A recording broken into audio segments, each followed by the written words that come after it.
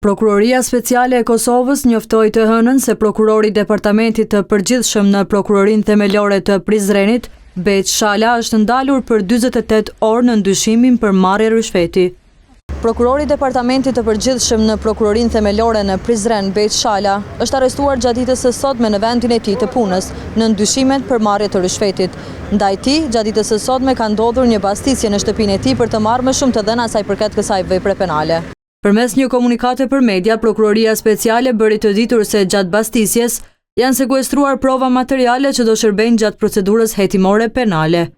Shala dyshohet për marrje të rishfetit, bazuar në videoincizimin të gjetur gjatë hulumtimit të betimit për drejtësi.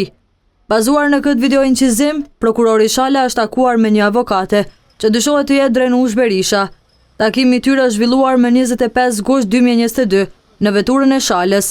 Avokatja Berisha në këtë takim dyshohet se i jep rishfet Shalës 350 euro, për të mos paraqitur kërkesë për caktim të masës së paraburgimit, pas ndalimit të klientit të saj për 48 orë.